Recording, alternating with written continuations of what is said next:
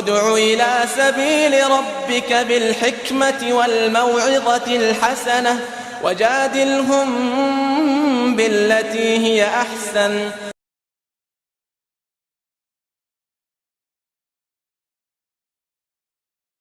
السلام علیکم ورحمۃ اللہ وبرکاتہ.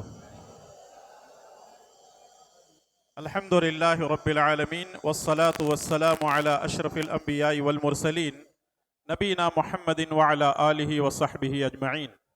اشہد ان لا الہ الا اللہ وحدہ لا شریک لہ واشہد ان محمدا عبدہ ورسولہ. اما بعد. اعوذ باللہ السمیع العلیم من الشیطان الرجیم من ہمزہ ونفخہ ونفثہ. اعلموا انما الحیاة الدنیا لعب ولہو وزینۃ والتفاخر بینکم والتکاثر فی الاموال والاولاد. الآیہ. رب اشرح لی صدری ویسر لی امری واحلل عقدۃ من لسانی یفقہوا قولی.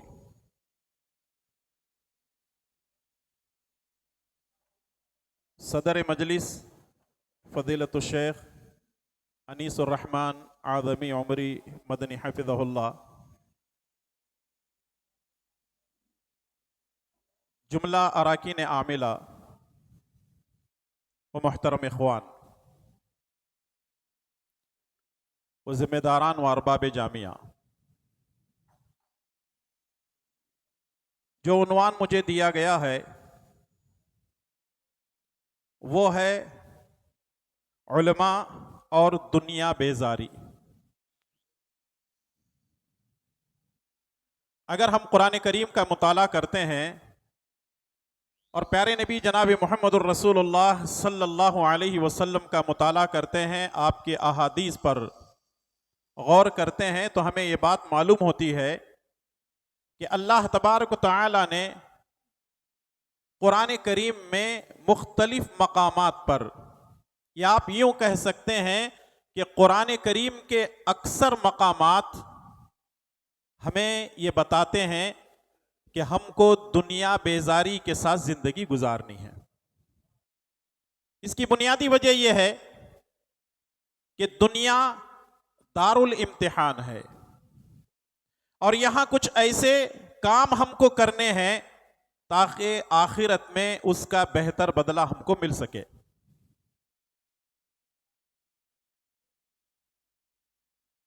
اگر ہم انبیاء علیہ السلام کی زندگی پر ایک طائرانہ نظر دوڑاتے ہیں تو ہمیں یہ بات معلوم ہوتی ہے کہ انبیاء علیہ السلام نے دنیا سے زیادہ آخرت کو اہمیت دی، اور پیارے نبی جناب محمد الرسول اللہ صلی اللہ علیہ وسلم کی زندگی زہد اور تقوی کی ہے. آپ صلی اللہ علیہ وسلم نے دنیا کو اتنی ہی اہمیت دی جتنا کہ اہمیت دینا تھا، لیکن نبی کریم صلی اللہ علیہ وسلم کی نظر میں آخرت اہم تھی، اور آپ نے اپنی امت کو یہی سبق دیا ہے کہ دنیا فانی ہے اور آخرت ہمیشہ رہنے والی ہے. علماء کو دنیا سے بے رغبت ہو جانا چاہیے. سب سے پہلی بات تو یہ ہے کہ اگر ہم دنیا بیزاری کا عربی میں ترجمہ کریں گے تو اس کا معنی بنے گا الزہد، اور اہل علم نے اس پر کئی کتابیں لکھی ہیں، کئی واقعات ہمارے سامنے آتے ہیں. زہد کے تعلق سے امام ابن قیم رحمۃ اللہ علیہ نے مدارج السالکین میں اپنے استاد شیخ ابن تیمیہ رحمۃ اللہ علیہ کا ایک قول نقل کیا ہے. ابن تیمیہ رحمۃ اللہ علیہ فرماتے ہیں هو ترک ما لا ينفع فی الآخرہ. زہد یعنی دنیا بیزاری کا مطلب یہ ہے کہ ہر اس چیز کو چھوڑ دینا جس کا آخرت میں کوئی فائدہ نہ ہو. زہد کا مطلب ہے ہر اس چیز کو چھوڑ دینا جس کا آخرت میں کوئی فائدہ نہ ہو. ہاں وقتی طور پر دنیا میں اس کا فائدہ ہو سکتا ہے، لیکن انسان اگر دنیا ہی کو اہمیت دے گا تو اس کا مطلب یہ ہے کہ دنیا میں وہ ایسے مشغول ہو جائے گا کہ آخرت اس کے ذہن و دماغ سے نکل جائے گی. اللہ تبارک و تعالیٰ نے مختلف مقامات پر دنیا بیزاری کا حکم دیا ہے، زہد کو، تقوی کو، ورع کو اختیار کرنے کی تعلیم دی ہے۔ سورہ حدید کی آیت نمبر 20 میں اللہ تبارک و تعالیٰ نے فرمایا اعلموا انما الحیات الدنیا لعب و لہو۔ یہ بات تمہیں جان لینی چاہیے، یہ بات اچھی طرح ذہن نشین کر لو کہ دنیا کی زندگی جو ہے کھیل اور تماشا ہے، دنیا کی زندگی کھیل اور تماشا ہے۔ وَتَفَاخُرٌ بَيْنَكُمْ، اور آپس میں فخر و غرور کا ایک طریقہ ہے، ایک ذریعہ ہے۔ وَتَكَاثُرٌ فِي الْأَمْوَالِ وَالْأَوْلَادِ، اور اس کی وجہ سے مال اور اولاد کی کثرت کو بتانا ہے۔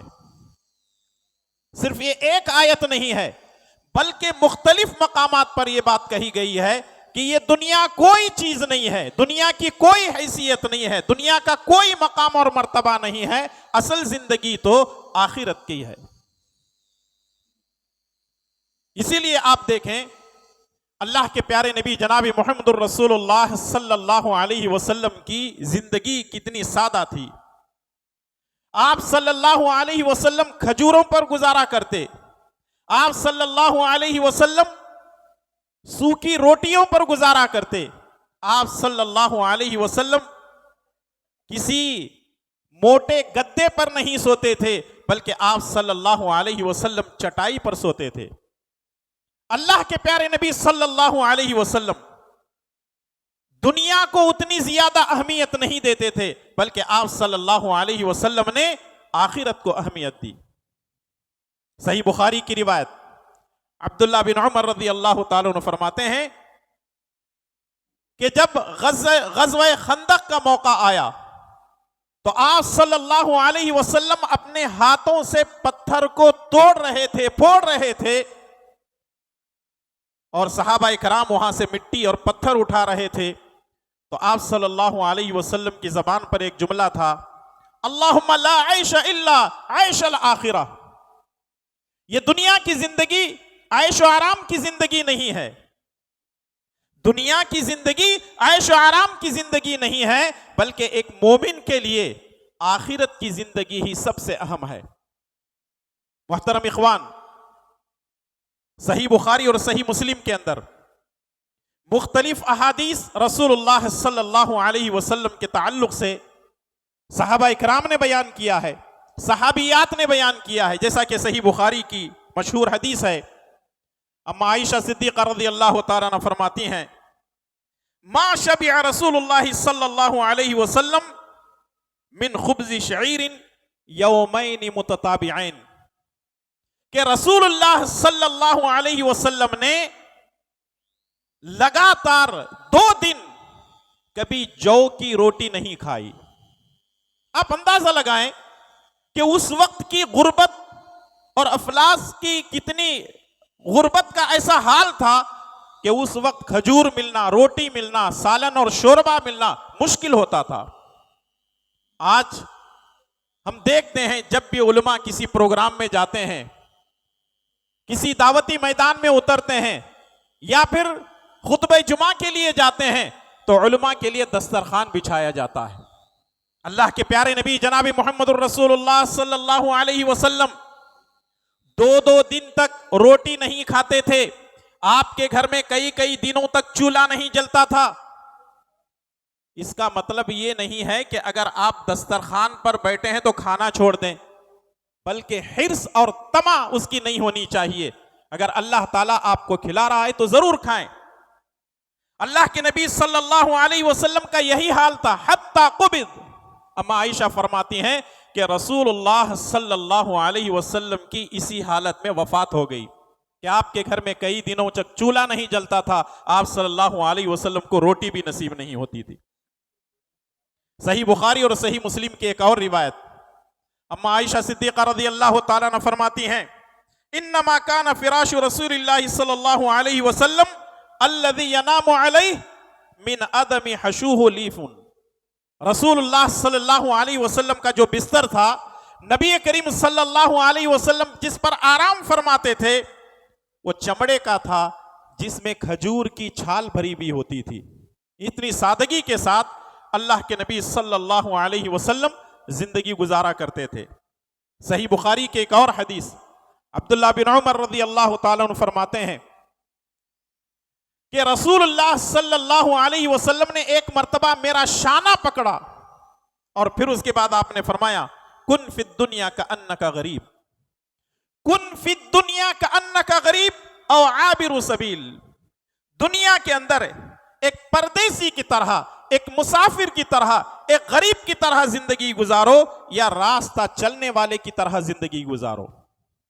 ایک مسافر پہلی بات تو یہ ہے کہ سامان کم رکھتا ہے، اور جب وہ کسی راستے سے گزرتا ہے تو وہاں کے لوگوں کے پوشاک کو نہیں دیکھتا، ان کے رہن سہن کو نہیں دیکھتا، جبکہ یہ خود گرد و غبار سے اٹا ہوا ہے، وہاں سے یوں ہی نکل جاتا ہے، اور اگر کہیں رکنا بھی ہوتا ہے تو وہ تھوڑی دیر کے لیے اپنی ضرورت پوری کر لیتا ہے، رکتا ہے اور وہاں سے چل جاتا ہے۔ اور ہم دنیا میں آئے ہی ہیں ایک مسافر کی طرح، رہنا یہاں کسی کو دنیا میں نہیں ہے۔ اب رہا مسئلہ علماء کا، علماء کو بھی چاہیے ایسی سادگی کے ساتھ زندگی گزاریں تاکہ لوگ ہم پر اعتراض نہ کریں۔ اگر اللہ تبارک و تعالیٰ نے آپ کو دولت سے نوازا ہے، اگر اللہ تبارک و تعالیٰ نے آپ کو دنیاوی چیزوں سے نوازا ہے تو اس پر فخر نہ کریں، بلکہ ہمیشہ اللہ تبارک و تعالیٰ کا شکر ادا کرتے رہیں۔ رسول اللہ صلی اللہ علیہ وسلم نے صحابہ کرام کی ایسی تربیت کی تھی کہ صحابہ کرام دنیا سے بے رغبت ہو چکے تھے، دنیا کو کوئی اہمیت نہیں دیتے تھے، ہاں دنیا کو اتنا ہی لیتے جتنا ان کے لیے ضرورت ہوا کرتی تھی۔ تمام واقعات آپ کو معلوم ہیں، سرسری طور پر میں آپ کو بتاتے ہوئے آگے بڑھتا ہوں۔ حضرت ابو بکر صدیق رضی اللہ تعالیٰ عنہ ایک مرتبہ اپنے گھر کا سارا ساز و سامان رسول اللہ صلی اللہ علیہ وسلم کی خدمت میں لا کر ڈال دیتے ہیں۔ پوچھا گیا ابو بکر اپنے گھر میں کوئی چیز رکھ کر کے آئے ہو؟ کہا اللہ اور اس کے رسول صلی اللہ علیہ وسلم کی محبت کو رکھا ہوں۔ اللہ اکبر! ذرا سوچیں اور غور کریں، ابو بکر صدیق رضی اللہ تعالیٰ عنہ اپنے گھر میں کوئی چیز نہیں، ساری چیزیں لا کر کے رسول اللہ صلی اللہ علیہ وسلم کے قدموں میں ڈال دیتے ہیں۔ اس سے یہ بات معلوم ہوتی ہے کہ اہل علم اپنے مالوں کو اللہ کے راستے میں خرچ کریں، اپنے مال کو اللہ کے راستے میں خرچ کریں، اور یہ سنت ہے ابو بکر صدیق رضی اللہ تعالیٰ عنہ، اور یہ طریقہ ہے رسول اللہ صلی اللہ علیہ وسلم کا، اور یہ تربیت ہے کائنات کے امام محمد الرسول اللہ صلی اللہ علیہ وسلم کی۔ حضرت عمر فاروق رضی اللہ تعالیٰ عنہ وقت کے امیر المؤمنین ہیں، وقت کے امیر المؤمنین ہیں، پائبند لگے ہوئے کپڑے پہنتے ہیں۔ میرے بھائی اور دوستو، آج وہ دور نہیں ہے کہ کوئی پائبند لگا کر کے کپڑا پہنے۔ آج کپڑا اتنا وافر مقدار میں آج ہمیں مل رہا ہے کہ جیسا کوئی دھبا بھی پڑتا ہے تو ہم کپڑے نکال کر رکھ دیتے ہیں۔ اگر پھٹ جاتا ہے، مجھے اچھی طرح یاد ہے مدرسے کی زندگی میں ہم لوگ باقاعدہ ٹیلر کے پاس لے جاتے، رفو کرا کر کے پہنتے تھے۔ اب وہ دور ختم ہو گیا۔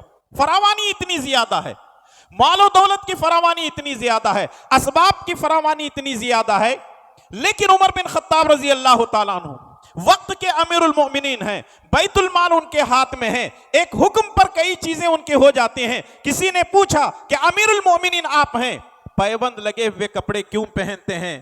تو امیر المؤمنین کہنے لگتے ہیں کہ یہ بیت المال کا جتنا مال ہے یہ مسلمانوں کا ہے، یہ میرا نہیں ہے۔